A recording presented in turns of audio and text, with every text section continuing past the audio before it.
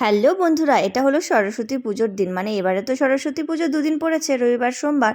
তো আমরা রবিবারেই অর্পণকে নিয়ে যে অঞ্জলি দিতে নিয়ে এসেছি। অর্পণদের স্কুলে যায়নি, মানে অর্পণদের স্যারেরই এটা হলো দ্বিতীয় স্কুল, মানে বাচ্চাদের স্কুল, ছোট ছোট বাচ্চাদের, মানে 4 পর্যন্ত। 5 থেকে আবার অন্য স্কুল, মানে অর্পণটা যে স্কুলে এখন, যে একাডেমিতে আর কি পড়ছে।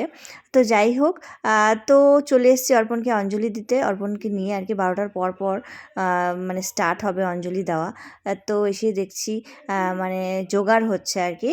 আর দেখতে পাচ্ছ এখানে বাচ্চু পার্টি সব ছোট ছোট ছোট ছোট বাচ্চারা দেখো শাড়ি পরেছে, কি ভাল লাগছিল। মানে এদের দেখে ওই আমি নিজের কথাই, আমার স্কুল লাইফের কথা মনে পড়ে গেছে। আমরাও শাড়ি পরতাম এই আর কি।